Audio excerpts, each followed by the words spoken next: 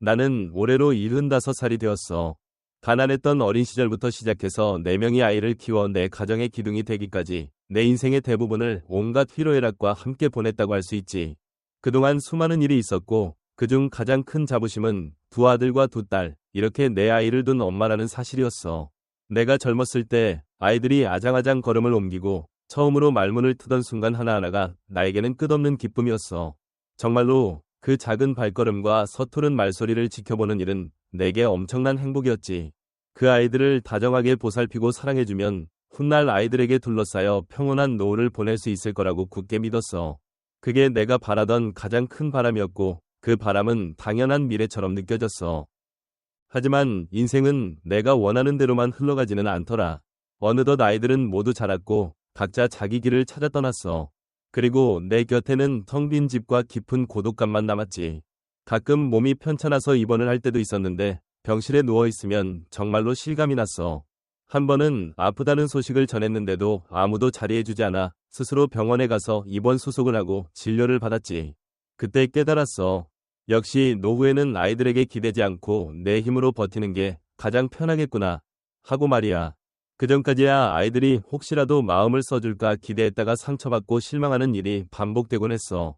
하지만 그때 이후로는 이미 마음속에서 기대를 접고 그냥 내가 알아서 해야겠다는 각오를 다지게 되었지. 사실 내 남편과 나는 젊었을 적에 꽤 안정된 직장에 다녔어. 서울에 있는 관광 업무를 담당하는 관청 쪽에서 둘 다 일했거든. 월급이 아주 많지는 않았지만 알뜰하게 생활비를 쓰고 조금씩 저축하기에는 충분했어.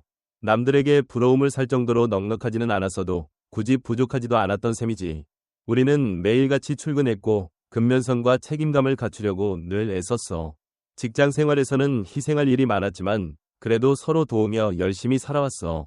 그러면 언젠가 아이들이 커서 우리가 어떤 마음으로 땀 흘렸는지 알아주리라 믿었지. 그래서 내 아이를 키우면서도 늘 최선을 다해 지원해주고 격려해 주었어. 학원 보낼 때도 그렇고 장래에 대한 상담을 해줄 때도 한 번도 귀찮아하거나 소홀히 하지 않았어. 너희가 성공해서 당당히 살아가길 바란다. 라는 마음이 늘 있었기에 남편과 나는 아이들이 열심히 공부하고 훌륭한 어른이 되도록 물심양면으로 도왔어. 그 결과 아이들은 정말 훌륭하게 자랐어. 전부 다 괜찮은 직장에 자리 잡았고 나름 높은 학력을 얻었으며 각자 가정을 이루어서 이제는 자기들끼리 잘 살아가고 있어. 둘째 아들과 넷째 딸은 부산과 대전 같은 대도시에 자리 잡았고 첫째 아들은 인천으로 이사해 직장 생활을 안정적으로 해내고 있지. 그리고 내가 가장 기대를 많이 걸었던 첫째 딸은 서울에서 일찌감치 결혼을 했어. 그런데 그 후부터 거의 우리 부부를 찾지 않았어. 예전에는 설이나 추석 명절 같은 때는 꼭 오겠지 했는데 어느 순간부터 그냥 연락도 뜸해지고 발길도 끊기더라. 그래서 명절이 되어도 남편과 나 둘이서만 밥을 차려 먹고 텅 빈 식탁의 빈자리를 바라보게 되었어. 우울한 마음이 들 때도 있었지만 그래도 스스로 다독였어. 그래, 아이들이 바쁘고 일에 매달리다 보면 그럴 수도 있지. 나도 젊을 때 일한다고 정신이 없었으니까 이해해주자 싶었어. 하지만 마음 한편으로는 섭섭함과 허전함이 사라지지는 않았지. 물론 내가 바란다고 해서 아이들이 항상 곁에 있어주길 원하는 건 아니었어. 다만 완전히 무심하게 등 돌린 듯한 그 태도가 나를 가장 슬프게 했지. 내가 마음속으로 문득 우리가 아이들에게 쏟아부은 정성과 희생이 헛된 일이었나 하는 생각이 들기도 했거든. 그러나 또 한 번 생각해보면 자식들이 각자의 삶을 살아가느라 바쁜데 굳이 도움을 바라거나 짐이 되면 안 되지 않나 하는 쪽으로 결론이 나곤 했어. 그래서 한때는 언젠가 손주들도 봐주고 아이들이 힘들면 기꺼이 도와주면 좋겠다 라고 꿈꾸기도 했지만 현실은 달랐어. 우리 부부가 아직 직장에 다닐 때 손주들이 태어났고 우리는 매일 출근해야 했으니까 다른 할머니나 할아버지처럼 손주 돌봄을 해줄 시간이 없었지. 대신 우리 부부는 2아들에게 집을 마련해주고자 많은 돈을 저축해서 지원을 해줬어. 목돈을 내주면서까지 안정된 주거 환경을 만들어주려고 노력했지. 그러나 그렇게 거액의 돈으로 도움을 줬어도 돌아오는 건 고마움을 담은 따뜻한 말 한마디가 아니라 거의 침묵에 가까운 반응뿐이었어. 나는 그때부터 점점 더 도대체 우리가 무슨 잘못을 한 걸까 하고 가슴속으로 물어보게 되었어. 날씨가 쌀쌀해져서 내가 감기에 걸려도 아니면 정말 큰 병을 앓아 병원에 입원해도 아이들은 부담을 느꼈는지 오지 않는 일이 많았거든. 남편은 늘 이렇게 말했어. 자식에게 기대하는 건 복권 같은 거야. 그들이 와줄지 안 와줄지는 그들의 운과 기분에 달려있는 거지. 그 말이 예전에는 조금 서운하게 들리기도 했지만 나이가 들수록 점점 그 말을 더 깊이 이해하게 되었어. 적어도 내가 경제적으로 쪼들리는 건 아니라서 그나마 다행이라고 생각했어. 남편과 나 모두 연금과 오랜 직장 생활로 모아둔 저축이 있었거든. 둘이서 어떻게든 서로 위지하며 살면 되겠다는 마음으로 노년을 대비했지. 아이들에게 짐이 안 된다는 게 스스로 자랑스럽기도 했어. 그리고 이런저런 외로움은 있어도 그래도 남한테 패 끼치지 않고 내 힘으로 살아간다라는 자부심이 내 안에서 조금씩 자라났어. 하지만 열해 전 내 남편이 갑작스러운 병으로 세상을 떠나고 말았어. 오랫동안 서로 의지하고 기쁨과 슬픔을 함께 나누며 살아온 사람을 잃는다는 건 생각했던 것보다 훨씬 더 고독한 일이었어. 특히 경기도 어느 시내 쪽에 있는 우리 작은 집에서 홀로 남겨지는 기분은 말로 다 못할 정도였지. 그런데 더 아팠던 건 그 넷이나 되는 아이들 중 누구도 나와 함께 살자고 제의하지 않았다는 사실이었어. 물론 모두가 자기가 이룬 가정이 있고 맡은 일이 있고 내가 함부로 끼어들 수 없는 고민거리와 책임이 있다는 건 알았어. 그래도 마음 한구석에서는 무언가 기대가 있었나 봐. 그래도 엄마가 혼자가 되어 힘들어하면 누군가가 손 내밀어 주겠지 하는 바람이 있었는데 결국 아무도 나를 자기 집으로 데려가겠다는 말을 하지 않았어. 그 사실이 나를 참 많이 서글프게 만들더라. 그렇지만 그렇다고 아이들을 원망만 하고 있을 수도 없었어. 현실을 받아들여야 하니까. 누구보다 잘 알고 있었지. 자식들은 이미 각자 삶의 무게가 있으니 내가 거기에 더 무거운 짐이 되고 싶지는 않았어. 그때부터 나는 내가 스스로를 지키지 않으면 정말로 무너질 수 있겠다는 생각을 했어. 이제는 병원에 누워있을 때도 집에서 넘어져 다쳤을 때도 이걸 다 스스로 해결해야겠구나 하는 깨달음이 찾아왔어. 그래서 매일 집 근처 작은 공원을 산책하면서 가벼운 운동을 하고 규칙적인 식사를 하며 건강을 조금이라도 오래 유지하려고 애를 썼지. 잠도 너무 늦지 않게 자고 스트레스도 스스로 달래려고 했어. 그리고 혹시라도 쓰러지면 누구도 달려오지 않을 거라는 사실이 너무도 분명했기 때문에 오히려 더 몸 관리를 열심히 하게 되더라. 그런데 그럼에도 불구하고 나이가 들면 당연히 여기저기 아프기 마련이잖아. 이른을 넘어서면서 고혈압, 심장 쪽 문제, 관절 통증 같은 게 찾아오더라고. 아무리 운동을 해도 세월의 흐름은 막을 수 없다고 느꼈어. 그리고 통증이 생길 때마다 누군가가 옆에 있어 줄 리 없다는 걸 잘 아니까 혼자서 견뎌야 한다는 부담감이 생기기도 했지. 그래도 그 시절에는 가끔 연락해오는 자식들이 있었어. 두어 달에 한 번쯤 전화가 와서 엄마, 건강은 괜찮아? 하고 짧게 안부를 묻기도 했어. 하지만 그 짧은 안부 전화가 끝나면 또다시 긴 시간 동안 조용함이 이어졌어. 때때로 아이 중 한 명이 집에 잠깐 들를 때도 있었지만 오래 머물지는 않았어. 그저 괜찮아? 필요한 건 없어?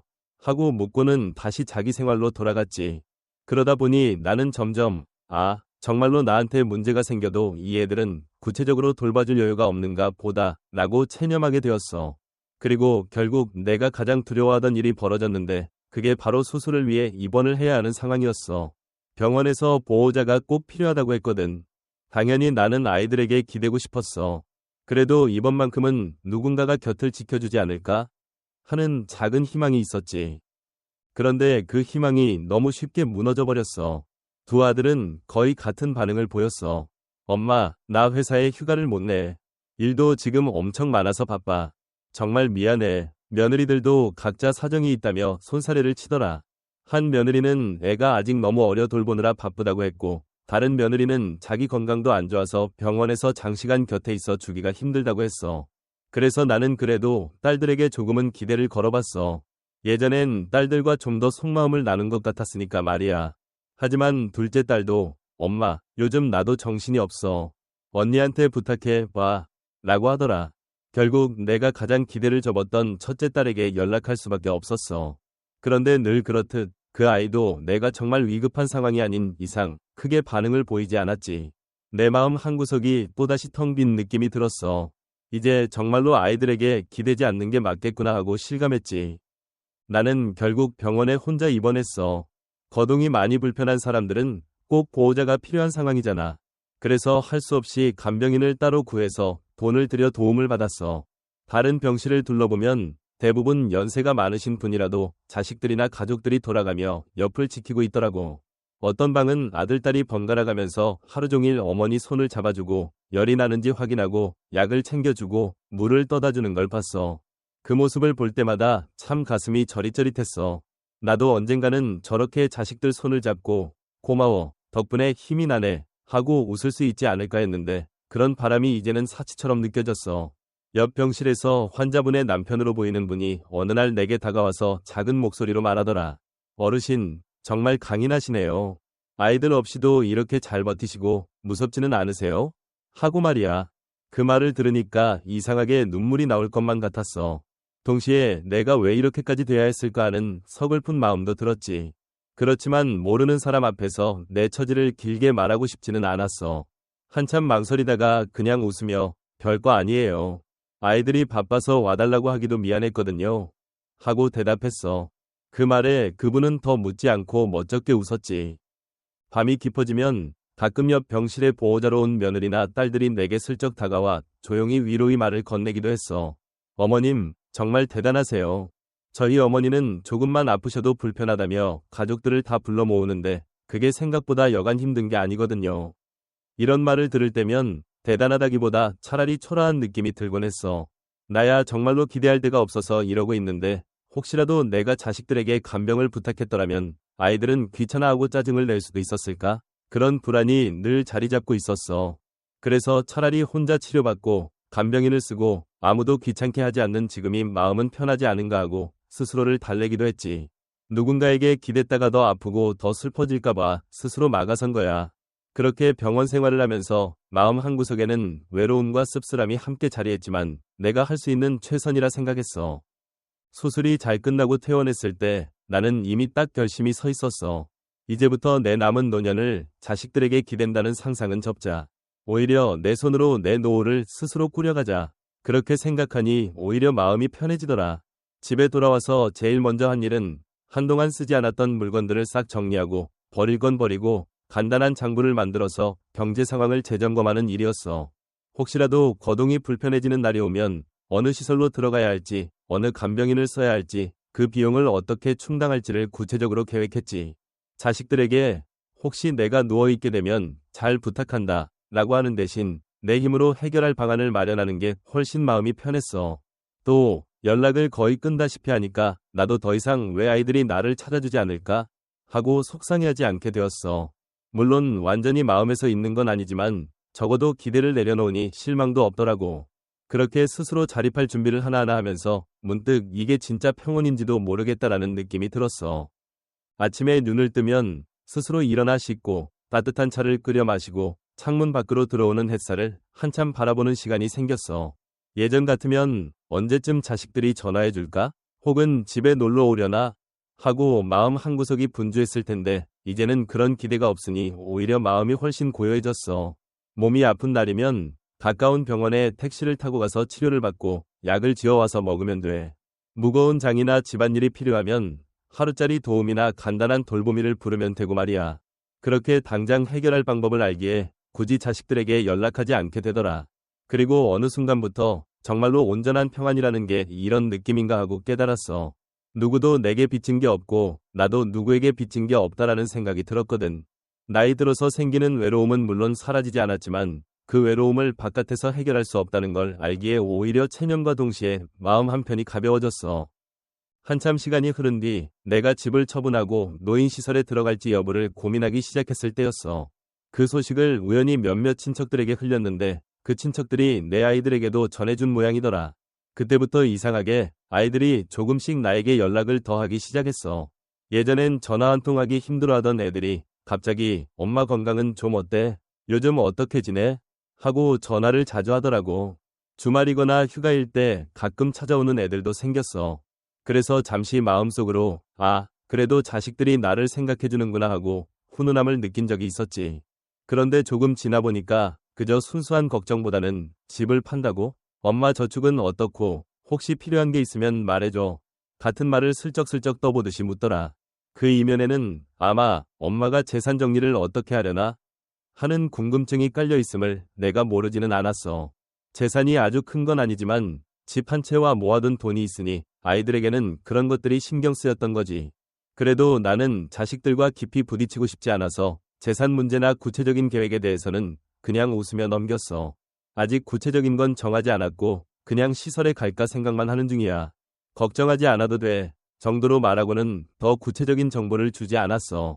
나로서는 그게 차라리 마음이 편했어. 그리고 지금 나는 노년의 시간 속에서 내가 선택한 이 방식에 만족하고 있어.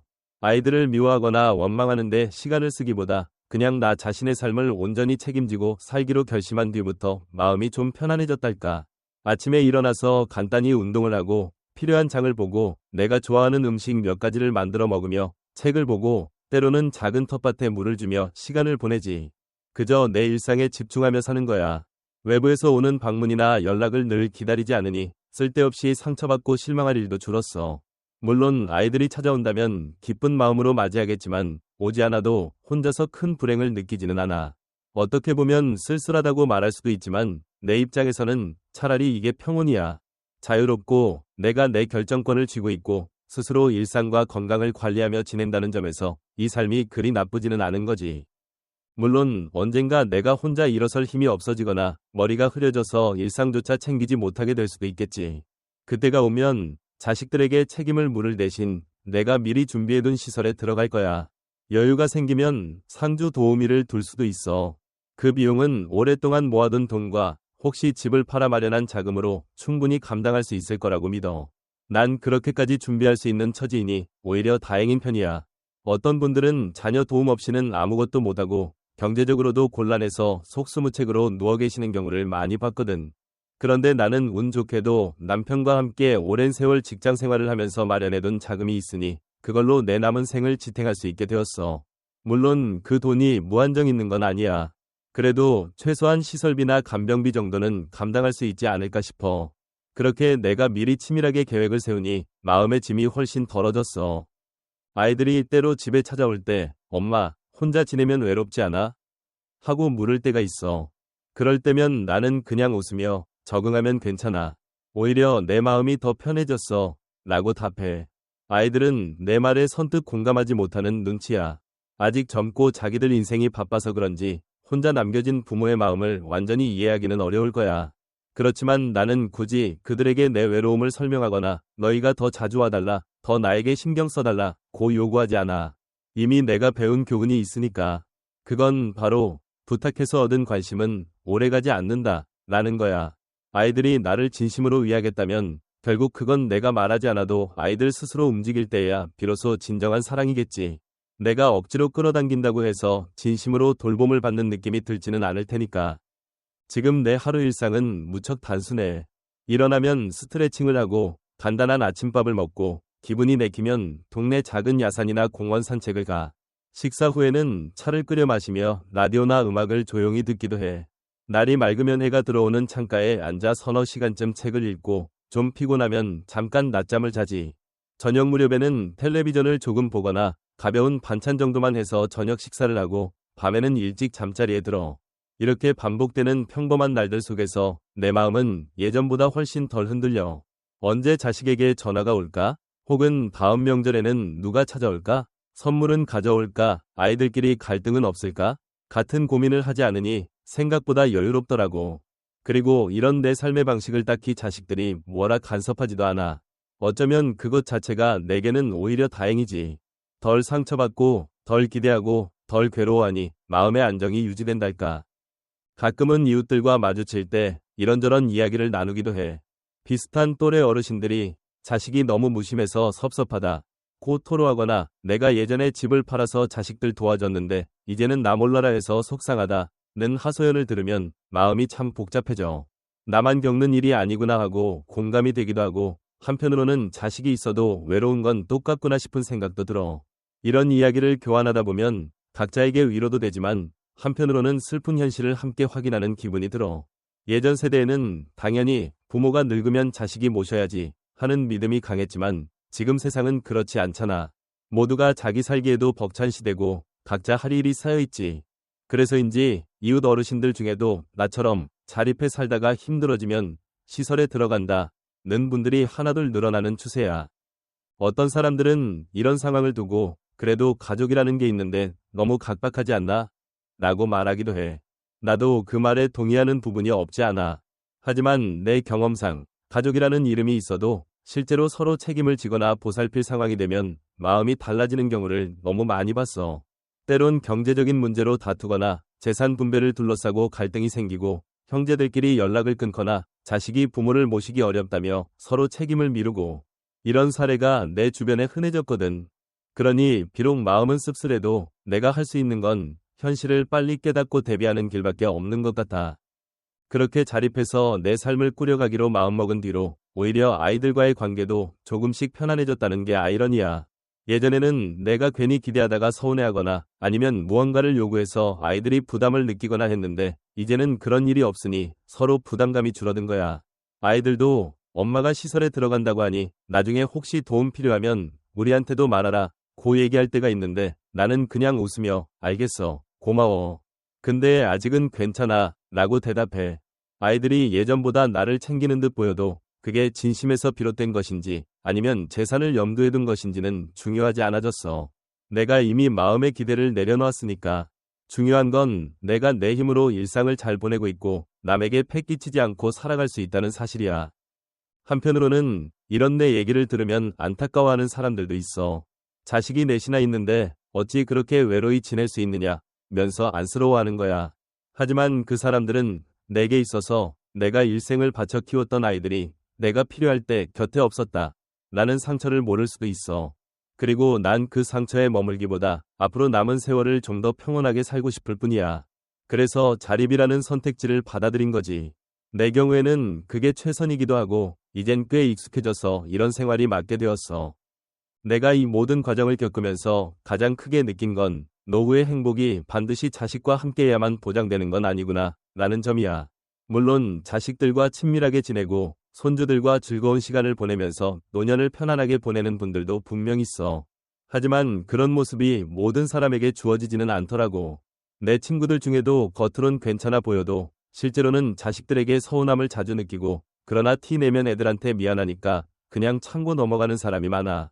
나는 그런 식으로 애써 감추고 살다가 벽만 키울 바에야 차라리 내 마음을 단단히 하고 내 살기를 찾는 편이 낫다고 봤지. 아이들이 늘어날수록 기대도 커진다는 말이 있는데 그 기대가 깨졌을 때 오는 허탈감도 엄청나더라. 나도 한때는 자식 넷이니 어느 누가 못 오면 다른 누군가가 와주겠지 하고 막연히 생각했어. 그런데 현실은 그렇지 않았어. 그래서 모든 기대가 산산조각 난 뒤에야 비로소 내가 돌아볼 사람은 오직 나 자신뿐이라는 걸 배운 거야. 아, 이제 나는 아이들보다는 나를 돌봐야겠구나 하고 말이야.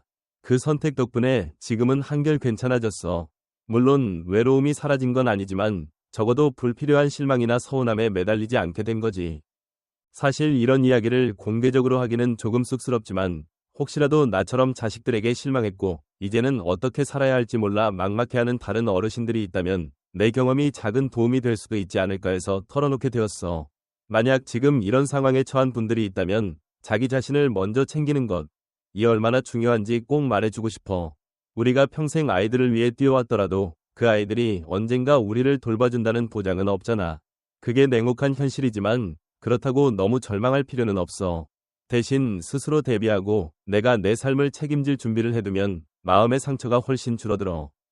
나는 이 이야기의 끝에서 굳이 아이들을 비난하고 싶지는 않아. 요즘 시대의 흐름과 생활 방식을 보면 다들 어쩔 수 없이 바쁘고 부모를 모신다는 것도 정말 보통 일은 아니니까 말이야. 단지 우리가 세상을 떠날 때까지 누군가가 돌봐주겠지라는 막연한 바람만 품고 있으면 결국 상처받는 건 우리라는 것을 말해주고 싶었을 뿐이야. 그래서 지금 내게 남은 시간 동안 나는 내 힘으로 최대한 건강을 지키고 손 벌리지 않고 살아갈 길을 계속 찾아볼 생각이야. 그게 내가 지킬 수 있는 마지막 자존심이고 내가 누릴 수 있는 자유라고 믿거든. 이렇게 긴 이야기를 마치려 해. 사실 이런 내 마음속 이야기를 누군가에게 온전히 털어놓을 기회가 별로 없었는데 이렇게 솔직히 꺼내고 나니 묘하게 후련하기도 해. 물론 듣는 이에게는 답답할 수도 있지만 적어도 내 입장에서는 진솔하게 속내를 드러냈다고 생각해. 그리고 혹시 이 말을 듣는 분들 중에 조금이라도 나와 비슷한 처지이거나 아니면 미리 대비해야겠다고 느끼는 분이 있다면 스스로를 잘 챙기는 길을 고민해 보시길 바라는 마음이야. 마지막으로 긴 이야기를 들어주셔서 고맙다는 말을 전하고 싶어. 인생은 정말 예측하기 힘들고 특히 노년의 삶은 어쩌면 부모와 자식이라는 이름만으로도 해결되지 않는 문제들을 안고 있는 듯해. 그래서 우리는 각자에게 주어진 현실을 직시하고 그 안에서 자기만의 길을 찾아야 하는 게 아닐까 싶어. 난 내가 선택한 자립이라는 길이 적어도 지금으로서는 가장 낫다운 결정이었다고 생각해. 여러분도 자신의 처지와 상황을 잘 살펴서 뭐가 가장 편하고 행복한 방향인지 고민해보고 결정하길 바라. 결국 내 삶은 내가 책임져야 하니까. 여기에 내 이야기를 이렇게나 길게 들어주신 분들이 있다면 정말로 고마워. 이것으로 마무리할게. 다들 몸과 마음을 잘 돌보고 스스로를 사랑하는 삶을 살았으면 좋겠어. 오늘 내 긴 이야기 조금이라도 마음에 와닿았다면 좋겠네. 그리고 혹시 이 채널의 영상을 계속 보고 싶다면 알림 설정을 해두면 편할 거야. 여기까지 들어주셔서 고마워. 날씨가 조금 쌀쌀해지는 계절이지만 부디 건강 챙기고 아프지 말고 모두들 평안한 하루하루 보내길 바라. 그럼 난 이만 물러갈게. 정말로 고맙고 언제나 건강하길 바랄게. 안녕.